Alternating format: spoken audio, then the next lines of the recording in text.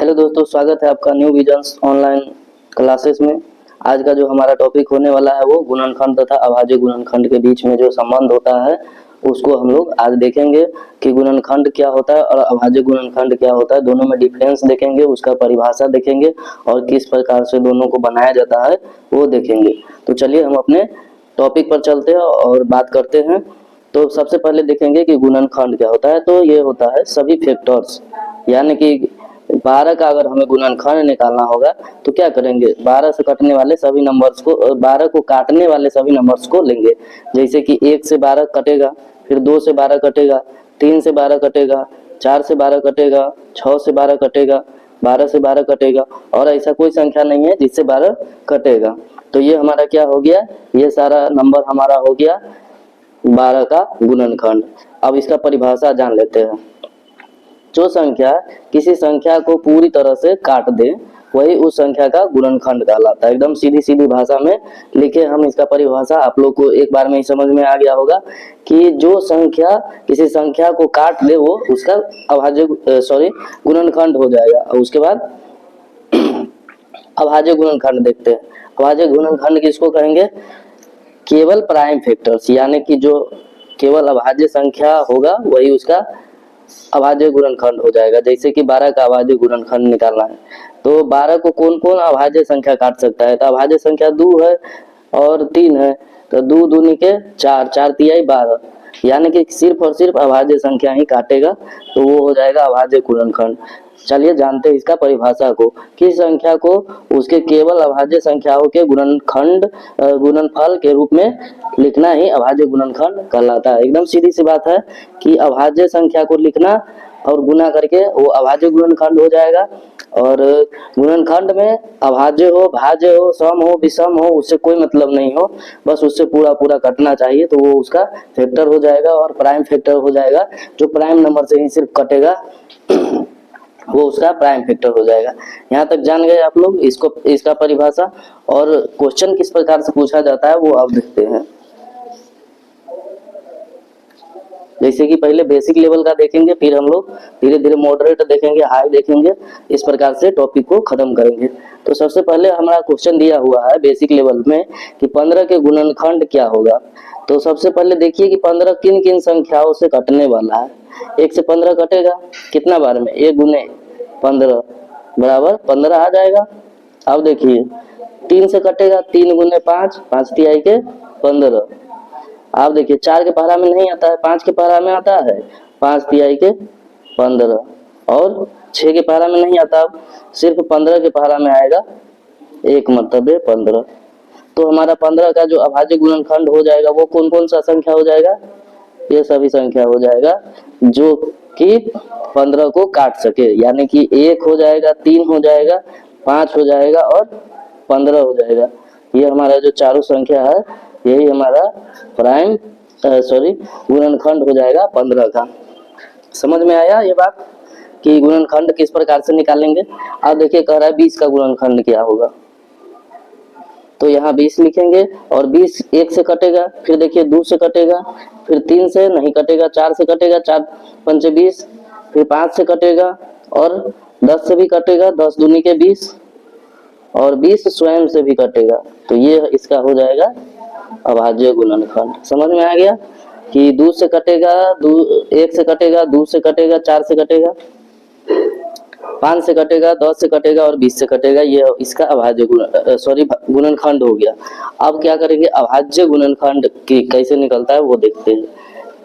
ये भी है एक गुणनखंड निकालना है, इसका पहले गुणनखंड निकाल लेते हैं उसके बाद देखते हैं। तो 104 है, 104 कौन कौन सा पहाड़ा में आता है। 104 1 के पहाड़ा में आएगा, 2 के पहाड़ा में आएगा, 3 के पहाड़ा में नहीं आएगा, 13 13 छक 78, 6 के पहाड़ा में आएगा, 13 छक 78, 13 सत 91, 13 अट्ठे 104, 8 के पहाड़ा में आएगा। उसके बाद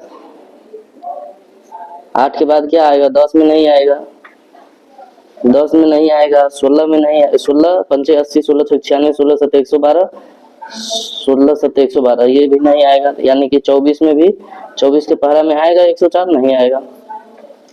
तो यानी कि अब क्या आएगा, 52 के पहरा में आएगा। उसके बाद 100 13 के पहाड़ा में भी आएगा, उसके बाद कौन सा पहाड़ा में आएगा, 104 के पहाड़ा में आएगा। यानी कि ये सारा हमारा क्या हो गया, गुणनखंड हो गया। समझ में आया। अब देखिए कि अभाज्य गुणनखंड किस टाइप से निकाला जाता है। अगला क्वेश्चन की ओर चलेंगे हम लोग। अगला क्वेश्चन है क्वेश्चन नंबर 4, कह रहा है अभाज्य गुणनखंड ज्ञात करना। क्या करेंगे, 18 का अभाज्य गुणनखंड कर रहा है, तो इसका फैक्टर निकालेंगे। 2 से 9, 3 से 3, 3 से 1, तो 18 का हमारा गुणनखंड क्या हो गया, 2 गुने 3 गुने 3। एक भी अभाज्य संख्या नहीं है, तो इसलिए एक को हम लोग नहीं लिखते यहाँ पे। तो हमारा इस प्रकार से भी लिख सकते हैं, 2 गुने 3 का पावर 2। ये हमारा क्या हो गया, अभाज्य गुणनखंड हो गया। समझ में आया किस प्रकार से अभाज्य गुणनखंड निकाला जाता है। अब देखिए 20 का निकालते हैं। 20 का हम अभाज्य गुणनखंड निकालेंगे, 2 से करेंगे आधा 10, फिर 2 से करेंगे 5, फिर 5 से करेंगे 1, यानी कि 20 बराबर क्या लिख सकते हैं, 2 गुने 5। एक को नहीं लिखना है क्योंकि एक अभाज्य संख्या नहीं है, तो 2 का पावर हम क्या दे सकते हैं, 2। 5 के पावर कुछ नहीं है, मतलब 1 रहता है सबके ऊपर पावर। ये हमारा क्या हो गया, अभाज्य गुणनखंड हो गया। आइए चलते हैं 144 को निकाल करके बताते हैं। अभाज्य गुणनखंड निकालना है 144 का। 2 से करेंगे, 2 से 144 के आधा 72 हो जाएगा, फिर 2 से करेंगे ये 36 हो जाएगा, फिर 2 से लगाएंगे 18 हो जाएगा, फिर 2 से लगाएंगे 9 हो जाएगा, और उसके बाद क्या करेंगे, फिर 3 से लगाएंगे तो ये 3 हो जाएगा। अब नहीं लगेगा।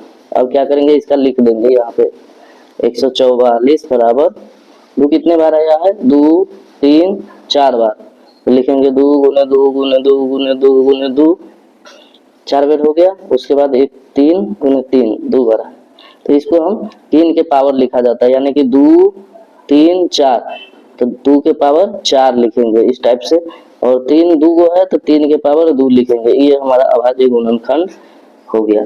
आई होप कि ये चीजें समझ में आया होगा, अभाज्य गुणनखंड निकालना आ गया होगा। अब चलते हैं, थोड़ा मॉडरेट लेवल में रहता है 3 गो वाला, वो देखते हैं। फिर उससे भी हाई लेवल का क्वेश्चन एक पर एक क्वेश्चन देंगे। इसमें अभी तो नॉर्मल क्वेश्चन चल रहा है, देखिए इसको कैसे निकालना है। 3 गो वाला का कहेगा 12 64 144 का अभाज्य गुणनखंड ज्ञात करें।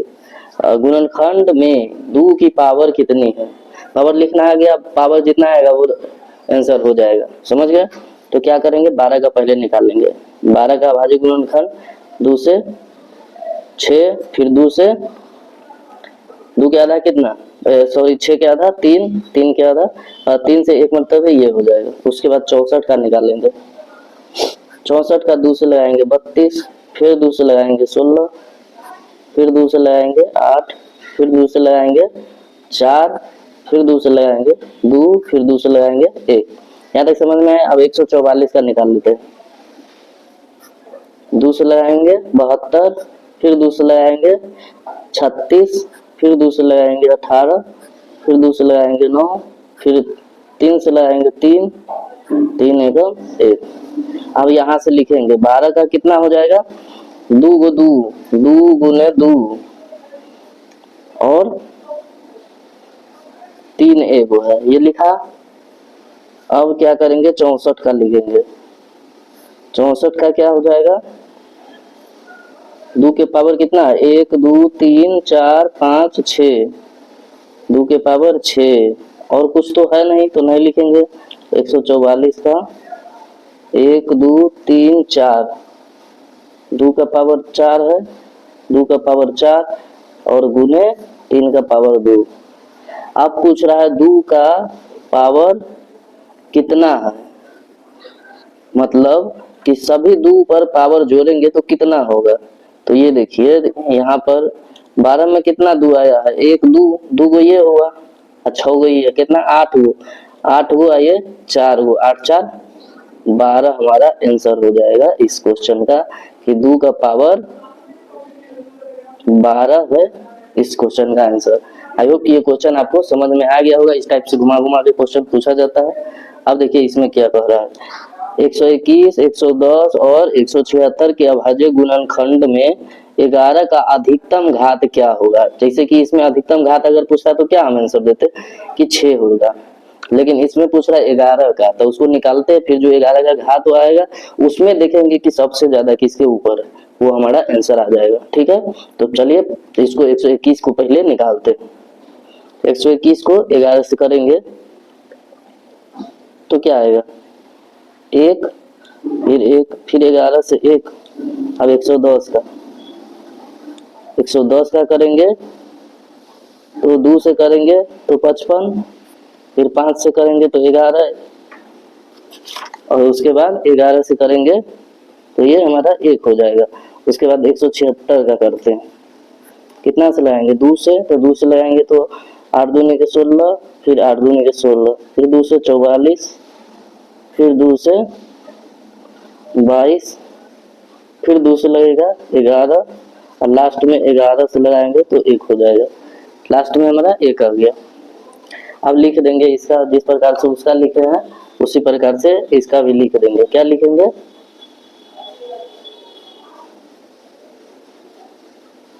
लिखेंगे 121 बराबर 11 गुने 11, यानी कि 11 का पावर 2। उसके बाद 110 बराबर 2 गुने 5 गुने 11, है कि नहीं है, यहाँ 11 है, तो इसमें दो दो कोई नहीं है, सब एक खून बार ही है, तो इसलिए ऐसा ही रहेगा। उसके बाद क्या करेंगे, 176 को लिखेंगे। 176 को क्या लिखेंगे, 2 का पावर, सॉरी 2 कितना बार, 1 2 3 4 बार, तो 2 गुने 2 गुने 2 गुने 2 गुने 11, इस प्रकार से लिख लेंगे। 2 का पावर कितना है, 4, तो 4, फिर 11 का पावर 1 हो जाएगा, या फिर इस टाइप से भी रख सकते हैं। तो ये देखिए कि 11 का घात सबसे ज्यादा किसके ऊपर है, इसमें कुछ नहीं तो 1 है, इस पर कुछ नहीं तो 1 है, और इसमें 2 है। तो हमसे यही पूछ रहा है क्वेश्चन कि 11 का अधिकतम घात कितना होगा, तो ये हमारा 2 आंसर हो जाएगा इस क्वेश्चन का। समझ गए, आई होप कि ये क्वेश्चन समझ में आ गया होगा। समझ में आया तो प्लीज इस चैनल को लाइक शेयर एंड सब्सक्राइब करिए दोस्तों, ये आपका अपना चैनल है, और इस प्रकार के क्वेश्चन हम लोग सीखने का सिखाने का सिलसिला जारी रखेंगे, आप लोगों के पास नोटिफिकेशन रहेगा। तो चलिए हम चलते हैं अगला क्वेश्चन की ओर। अगला क्वेश्चन हमारा कुछ इस टाइप से है, 9 नंबर क्वेश्चन।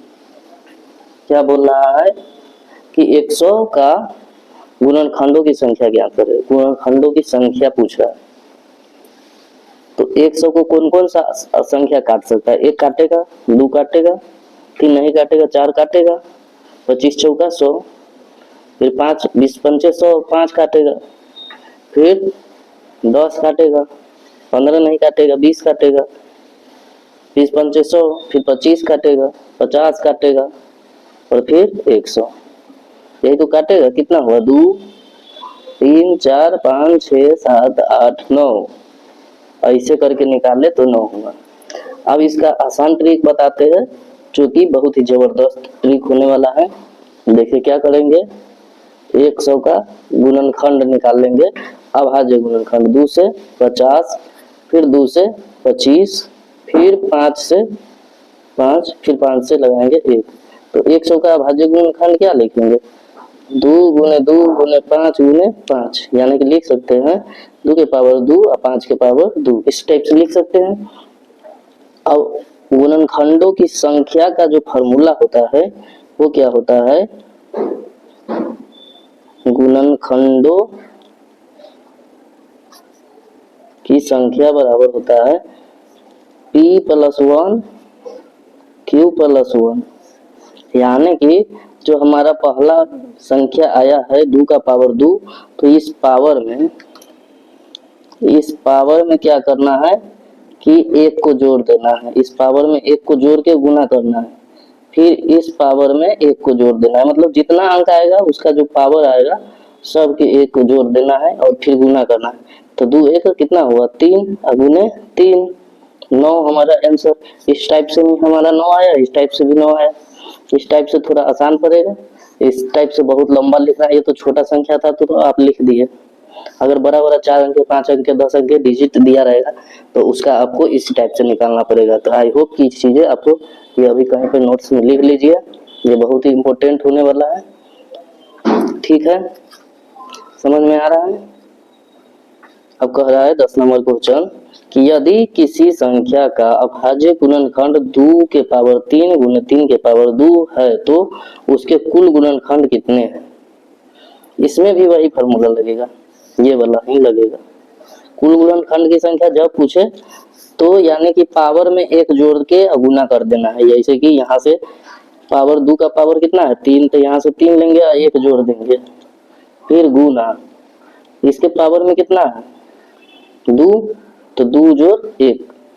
नीचे वाला बेस को नहीं लेना है, ये बेस होता है और ऊपर वाला पावर होता है।